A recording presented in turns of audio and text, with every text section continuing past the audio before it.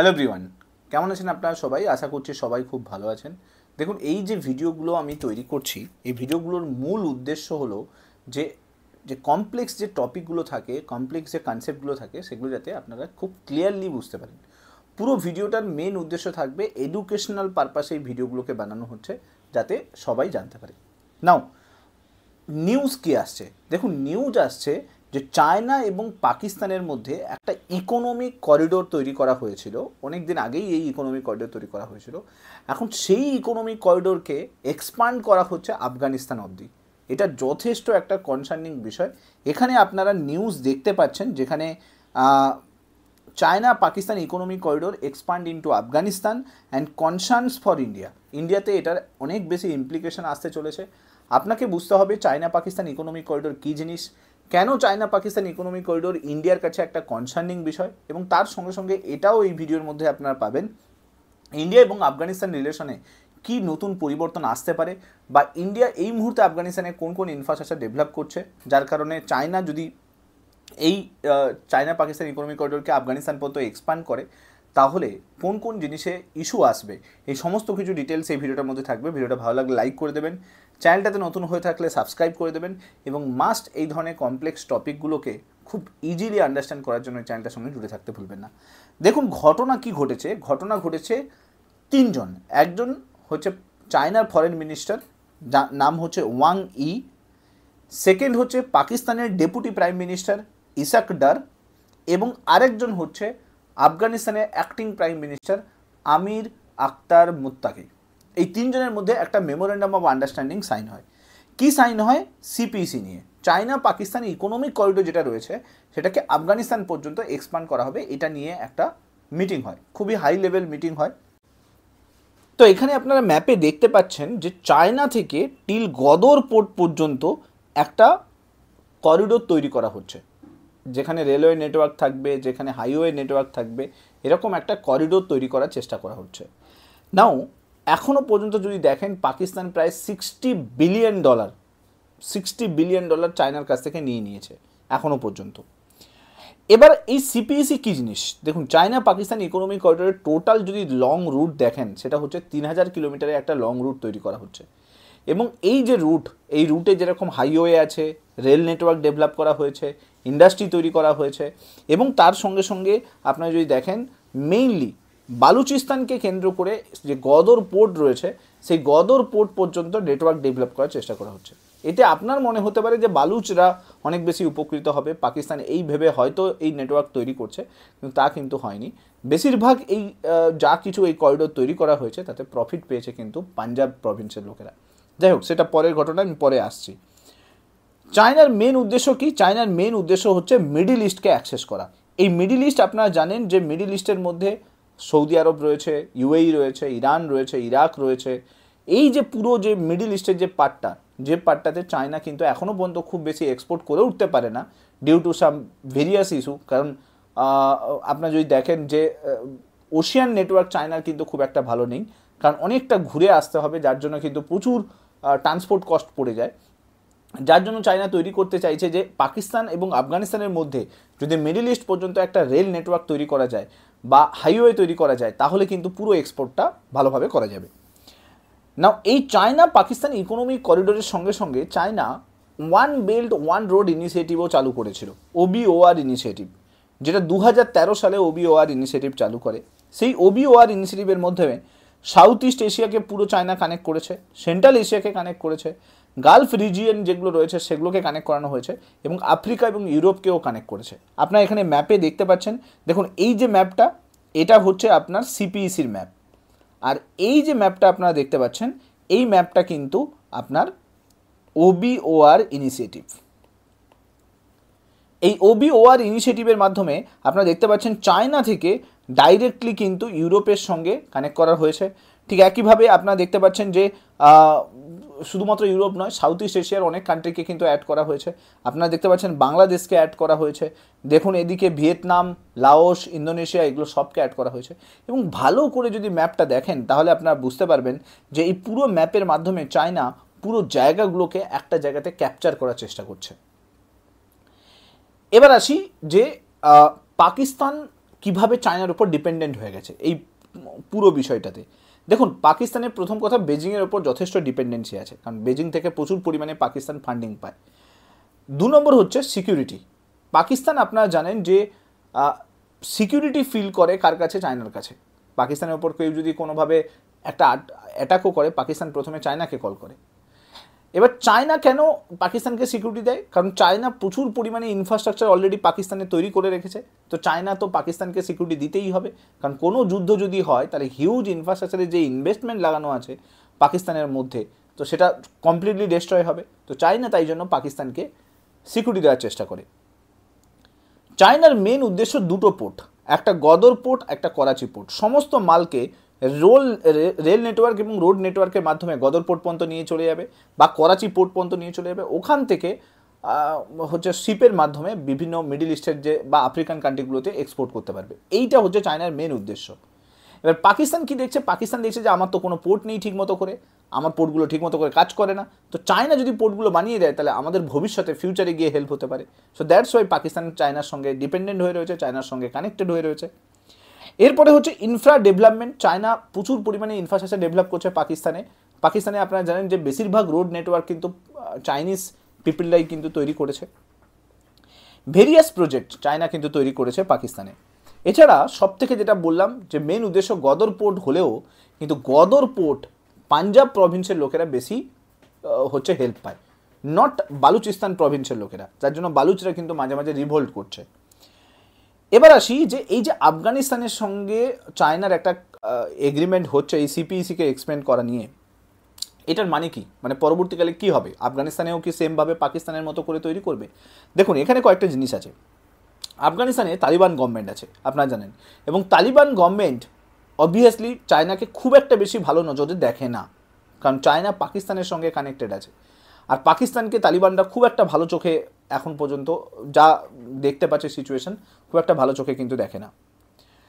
এবার চায়না কি চাইছে যে যদি আমরা আফগানিস্তানকেও ক্যাপচার করে নিতে পারি, মানে আফগানিস্তানের মধ্যেও রোড নেটওয়ার্ক, রেল নেটওয়ার্ক এগুলো তৈরি করার প্রলোভন দেখিয়ে যদি ওখানে একটা এগ্রিমেন্ট করে প্রপারলি তৈরি করতে পারি, তাহলে আফগানিস্তান আমার হাতের মধ্যে থাকবে। তাহলে আপনারা ভেবে দেখুন, ইন্ডিয়ার যারা অপোজিশনে আছে, পাকিস্তান তাকে চায়না অলরেডি বসে নিয়ে রেখেছে, আফগানিস্তান তাকেও বসে নিয়ে রেখেছে, এবার বাংলাদেশ সে তো অলরেডি বসেই রয়েছে। তো 3 দিক থেকে কিন্তু ইন্ডিয়াকে ঘেরা যাবে। এটা কিন্তু চায়নার উদ্দেশ্য বলতে পারেন। পাকিস্তান এবং আফগানিস্তানের মধ্যে একটা রেল নেটওয়ার্ক তৈরি করার কথা চায়না ঘোষণা করেছে, যার নাম হচ্ছে ML1 রেলওয়ে নেটওয়ার্ক। এখন এই নেটওয়ার্ক যদি তৈরি হয়ে যায় তাহলে আফগানিস্তান টু পাকিস্তান কিন্তু বিভিন্ন এক্সপোর্ট চালু হয়ে যাবে। এবং আপনারা জানেন যে একটা গভর্নমেন্টের কাছে এক্সপোর্ট থেকে প্রচুর ফরেন কারেন্সি আছে, সো পরবর্তীকালে কিন্তু আফগানিস্তানের হিউজ টাকা আপনারা বলেন পাকিস্তান থেকে আসতে পারে। তো আফগানিস্তান এতে রাজি হয়ে গেছে অবভিয়াসলি। চায়নার যেটা উদ্দেশ্য, আরেকটা বড় উদ্দেশ্য কিন্তু রয়েছে। যেরকম পাকিস্তানের গদর পোর্ট আর করাচি পোর্ট একটা বড় উদ্দেশ্য ছিল, সেরকম আফগানিস্তানেও একটা বড় উদ্দেশ্য আছে। সেটা হচ্ছে আফগানিস্তানের লিথিয়াম রিজার্ভ। আপনারা জানেন যে চায়না ইলেকট্রনিক্স প্রোডাক্টকে প্রচুর পরিমাণে এক্সপোর্ট করে, মোবাইল ফোন, তারপরে ধরুন বিভিন্ন ধরনের গ্যাজেট, এগুলো যে তৈরি করে তার জন্য কিন্তু লিথিয়াম ব্যাটারি খুব প্রয়োজন। লিথিয়াম ব্যাটারি ছাড়া আপনার এগুলো চলবেই না। সো লিথিয়াম রিজার্ভকে অ্যাক্সেস করা, আফগানিস্তানের লিথিয়াম রিজার্ভকে অ্যাক্সেস করা, এটা কিন্তু চায়নার মেন উদ্দেশ্য। আর যদি আফগানিস্তানের সঙ্গে এগ্রিমেন্টটা হয়ে যায় তাহলে কিন্তু লিথিয়াম রিজার্ভটা অনেকখানি কিন্তু চায়নার অ্যাক্সেসের মধ্যে চলে আসবে। এরপরে যদি দেখেন যে ইরান এবং চায়নার রিলেশন, দেখুন আফগানিস্তান বর্ডার শেয়ার করে অনেকগুলো কান্ট্রির সঙ্গে, তার মধ্যে একটা আছে কিন্তু ইরান।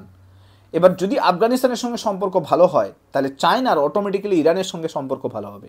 আর আপনারা জানেন যে এই মুহূর্তে ইউএসের সব থেকে অপোজিশনে অ্যালাই কান্ট্রি যদি কেউ থাকে তাহলে সেটা হলো ইরান, যে একদম বুক চিতিয়ে দাঁড়িয়ে আছে বলতে পারেন ইউএসের সামনে। তো এখানে চায়নার ট্যাকটিক্স যেটা ইউজ করছে, যদি ইরানের সঙ্গে রিলেশন ঠিক হয়ে যায়, চায়নার সঙ্গে ইরানের রিলেশন যদি ভালো হয়ে যায়, তাহলে ইউএসকে অনেক বেশি স্ট্র্যাটেজিক্যালি ট্যাকেল করা যাবে। এটা আপনারা বুঝতেই পারছেন।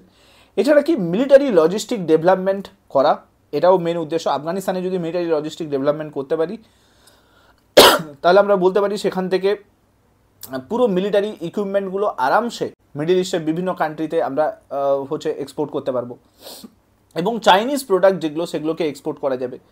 এবং যদি ইনকেস ভবিষ্যতে গিয়ে কখনো যুদ্ধ লাগে বা কখনো ইস্যু হয়, তাহলেও কিন্তু সুযোগ থাকবে কার কাছে? চায়নার কাছে আফগানিস্তানের থেকে, পাকিস্তানের থেকে মিডল ইস্টে অ্যাটাক করা বা ইউএসকে অ্যাটাক করা বা রাশিয়ার সঙ্গে কোনো কিছু বোঝাপড়া করা, তা চায়নার সেটা সুবিধে হয়ে যাবে।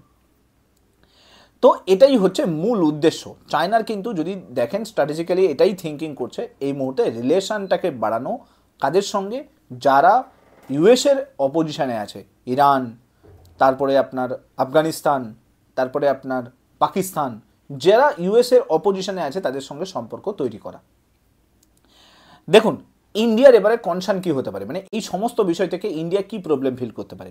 দেখুন প্রথম কথা, ইন্ডিয়া প্রথম থেকেই কিন্তু বর্ডার রোড ইনিশিয়েটিভ যেটা, সেই ইনিশিয়েটিভে কিন্তু প্রথম থেকেই কিন্তু অপোজিশনে রয়েছে। প্রথম থেকেই বর্ডার রোড ইনিশিয়েটিভকে সাপোর্ট করেনি। কেন সাপোর্ট করেনি? কারণ ইন্ডিয়ার বক্তব্য এটা যে এই বর্ডার রোড ইনিশিয়েটিভের মাধ্যমে চায়না সমস্ত যে কান্ট্রি যেটা পোটেনশিয়াল পরবর্তীকালে ভালো গ্রোথ করার চান্স আছে সেই সমস্ত কান্ট্রিকে ক্যাপচার করার চেষ্টা করছে এবং স্ট্র্যাটেজিক্যালি প্রেশার বানানোর চেষ্টা করছে। এটা ইন্ডিয়া প্রথম দিন থেকে বলে আসছে এবং বিএরআই জয়েন করেনি। এবং ইন্ডিয়া চাইছে কি, যদি চায়না ভবিষ্যতে গিয়ে নাভাল বেস বানিয়ে দেয়, ধরুন গদর পোর্ট বা করাচি পোর্টে যদি নাভাল বেস বানিয়ে দেয়, তাহলে ইন্ডিয়ার কাছে বলতে পারেন যে নেভির পারপাসে যদি দেখেন তাহলে কিন্তু বড় একটা ইস্যু। কারণ চাইনিজ নেভি ওখানে থাকবে, অবভিয়াসলি চাইনিজ নেভি যেখানে থাকবে সেখানে কন্টিনিউয়াসলি তারা স্ট্র্যাটেজিক্যালি দেখার চেষ্টা করবে যে কোথায় কি ইন্ডিয়া কি করছে, সেগুলোকে স্পাই করার চেষ্টা করবে। তো ইন্ডিয়ার কিন্তু এটা একটা কনসার্ন হতে পারে। আরেকটা কনসার্ন হচ্ছে যখনই কোনো যুদ্ধ লাগুক বা না লাগুক, চায়না বিভিন্ন যে অ্যাডভান্স ইকুইপমেন্টগুলো যেগুলো তালিবানদের কাছে ছিল না, যেগুলো পাকিস্তানিদের কাছে ছিল না, তাদেরকে সাপোর্ট দেবে। আর যার জন্য এরা যে টেরর আউটপুট যেটা সেটা কিন্তু আরও বাড়াতে পারবে। এটাও কিন্তু ইন্ডিয়ার একটা বড় কনসার্ন বলতে পারেন। এই যে রিসেন্ট ধরুন ইন্ডিয়া এবং পাকিস্তানের মধ্যে যে যুদ্ধের সিচুয়েশন হলো, সেখানে আমরা কি দেখতে পেলাম যে পাকিস্তান চায়নার air defence system HQ-9P use করছে। তো বুঝতেই পারছেন যে চাইনিজ সাপোর্ট কিন্তু পাকিস্তানের উপরে রয়েছে। এবং এই ধরনের অ্যাডভান্স ইকুইপমেন্ট যদি আরও আফগানিস্তানের কাছে যায়, তাহলে কিন্তু আফগানিস্তানে রয়েছে লস্করি তৈবা, মুজাহিদিন, এরা যারা টেরর গ্রুপগুলো রয়েছে তাদের কাছে কিন্তু অ্যাডভান্স ইকুইপমেন্ট পৌঁছে যাবে, যেটা পরবর্তীকালে ক্রস বর্ডার টেরোরিজম বা বলতে পারেন যে ইনফিলট্রেট করতে ওদের সুবিধা হবে। এবং টেরর যে দুর্ঘটনাগুলো বারবার ঘটছে ইন্ডিয়াতে, সেগুলো কিন্তু পরবর্তীকালে হওয়ার চান্স কিন্তু বেড়ে যাবে। এছাড়া আপনারা যদি দেখেন বর্তমানে দাঁড়িয়ে কিছুদিন আগে যখন পেহেলগাম অ্যাটাক হলো, তখন কিন্তু তালিবান পাকিস্তানের এগেনস্টে কথা বলেছিল এবং বলেছিল এটা ঠিক হয়নি। এমনকি কাশ্মীর ইস্যু নিয়েও পাকিস্তানের এগেনস্টে তালিবানরা ছিল। তো তালিবান আমাদের একটা ফ্রেন্ডলি কান্ট্রি বলতে পারেন, যদিও আমরা তালিবানকে এখনও অ্যাজ এ রেকগনাইজ গভর্নমেন্ট হিসেবে অ্যাকসেপ্ট করিনি, তাও আমরা তালিবানের সঙ্গে কিন্তু রয়েছি। এখন প্রশ্ন হলো এই যে তালিবানরা এরা যদি চায়নার সঙ্গে মিলে যায়, তাহলে কাল বাদে পরশু দিন আমাদের এগেনস্টেই কাজ করবে। এটা হতে পারে, এটা ইন্ডিয়ার কাছে বড় একটা সেটব্যাক বলতে পারেন বা বড় একটা পরবর্তীকালে ইম্প্যাক্ট আসতে চলেছে বলতে পারেন। এখন দেখার বিষয় ডিপ্লোম্যাটিক্যালি কত দূর এগোয় এই জিনিসগুলো।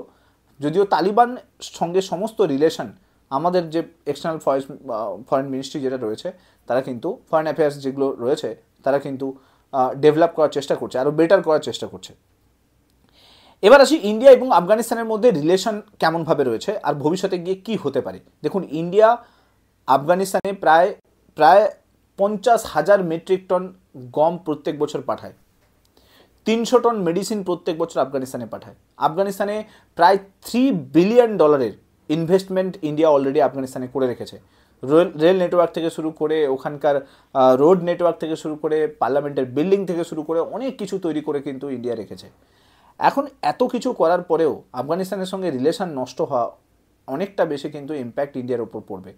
ইন্ডিয়া চাইছে যে চাবাহার পোর্টকে, যেটা ইরানে রয়েছে, তার সঙ্গে আফগানিস্তানকে কানেক্ট করাতে। কানেক্ট করলে কি হবে, আমাদের পরবর্তীকালে লজিস্টিক এক্সপোর্ট করা বলুন বা পরবর্তীকালে ডিফেন্স প্রোডাক্ট এক্সপোর্ট করতে কিন্তু আমাদের সুবিধে হবে। তো ইন্ডিয়া কিন্তু এটা চাইছে। এখন পরবর্তীকালে দেখা যাবে যে কী ধরনের ইম্প্যাক্ট আসতে পারে। ইন্ডিয়া চায় যে থ্রু আফগানিস্তান একটা মিডল ইস্টে যদি একটা ব্রিজ তৈরি করা যায়, কারণ মিডল ইস্ট এবং সেন্ট্রাল এশিয়াকে যদি কানেক্ট করতে পারে সেটা কিন্তু আফগানিস্তানই একমাত্র কানেক্ট করতে পারবে। কারণ আফগানিস্তানের সঙ্গে চারপাশে অনেকগুলো কান্ট্রি আছে, যেরকম ধরুন পাকিস্তান আছে, ইরান আছে, তুর্কমেনিস্তান রয়েছে, উজবেকিস্তান রয়েছে, তাজিকিস্তান রয়েছে, চায়না তো রয়েছেই। তো এতগুলো কান্ট্রি আছে, এতগুলো কান্ট্রির সঙ্গে আমাদের কানেকশন কিন্তু তৈরি হয়ে যাবে। আর ইন্ডিয়া কখনো চায় না যে আফগানিস্তানে নতুন করে টেরর আউটপুটগুলো আবার বাড়ুক, কারণ লস্করি তৈবা বলুন, মুজাহিদিন বলুন বা আল কায়দা বলুন বা হাক্কানি নেটওয়ার্ক বলুন, যে সমস্ত টেরর গ্রুপগুলো সবগুলো কিন্তু আফগানিস্তানেই ছিল। লাদেনও এককালে কিন্তু আফগানিস্তান থেকেই উঠে এসছে। তো ভবিষ্যতে ক্রস বর্ডার টেরোরিজম এবং তার সঙ্গে সঙ্গে টেরর যে এই ধরনের ঘটনা, পেহেলগামের মতো ঘটনা যাতে ভবিষ্যতে না হয়, তার জন্য কিন্তু মানে এই আফগানিস্তানের সঙ্গে আমাদের রিলেশন কিন্তু ডেভেলপ করতে হবে। এখন ভবিষ্যতে কি হবে সেটা দেখার বিষয়। বর্তমানে দাঁড়িয়ে কিন্তু এটা একটা বড় নিউজ বলতে পারেন। যা হবে আপনাদের সঙ্গে ভবিষ্যতেও শেয়ার করব। ভিডিওগুলো ভালো লাগলে লাইক করে দেবেন, চ্যানেলটাতে নতুন হয়ে থাকলে সাবস্ক্রাইব করে দেবেন এবং মাস এই ভিডিওগুলোকে শেয়ার করতে ভুলবেন না। Thank you so much. Next ভিডিওতে আপনার সঙ্গে আবার দেখা হচ্ছে। Till then, bye by.